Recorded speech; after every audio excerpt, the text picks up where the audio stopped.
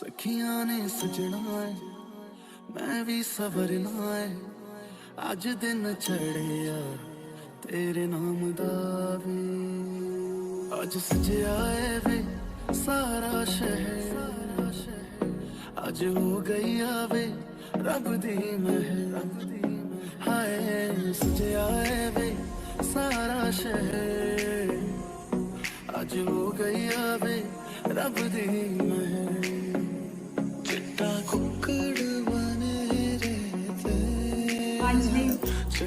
Finally ਅਸੀਂ ਤਿਆਰ ਹੋ ਗਏ ਹੈਗੇ ਮਹਿੰਦੀ ਵਾਸਤੇ। ਬਾਹਰ ਬਹੁਤ ਜ਼ਿਆਦਾ ਸਜਾਵਟ ਹੋਈ ਹੋਈ ਆ ਤੇ ਰਾਤ ਕਾਫੀ ਹੋ ਗਈ, ਤਕਰੀਬਨ 8 ਵਜਣ ਵਾਲੇ ਹੈਗੇ ਆ। ਠੀਕ ਆ ਜੀ, ਤੇ ਮੈਂ ਤਿਆਰ ਹੋ ਗਈ ਆ। ਮੇਰੇ ਭੈਣ ਭਰਾ ਦੱਸਣਾ ਜ਼ਰੂਰ ਕਮੈਂਟ ਕਰਕੇ ਮੈਂ कैसी ਲੱਗ ਰਹੀ ਹੈਗੀ ਆ। ਠੀਕ ਆ ਜੀ, ਤੇ ਫਿਰ ਖਾਣਾ ਹੈਗਾ ਵਾ, ਫਿਰ ਮਹਿੰਦੀ ਦਾ ਫੰਕਸ਼ਨ ਹੋਏਗਾ। ਖਾਸ ਤੌਰ ਤੇ ਮਰਦਾਂ ਦਾ ਫੰਕਸ਼ਨ ਖਾਵਾਂਗੀ ਮੈਂ, ਲੇਡੀਜ਼ ਫੰਕਸ਼ਨ ਨਹੀਂ। ਖਾਣਾ ਇੱਥੇ ਸਭ ਤੋਂ ਪੱਕਾ ਹੈਗਾ ਵਾ। ਠੀਕ ਆ ਜੀ, ਹੁਣ ਅਸੀਂ ਜਾਂਦੇ ਆ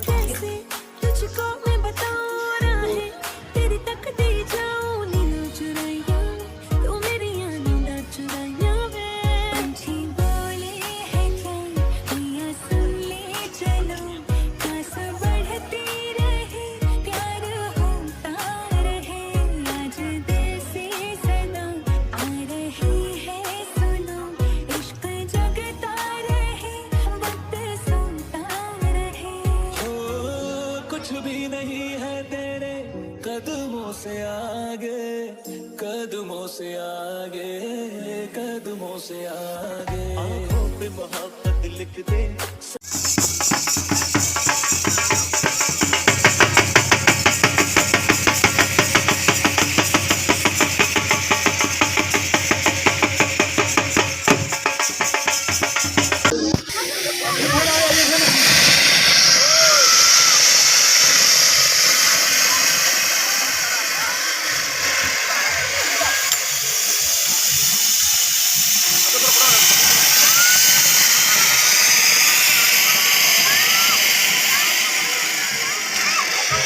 पीछे रहिए।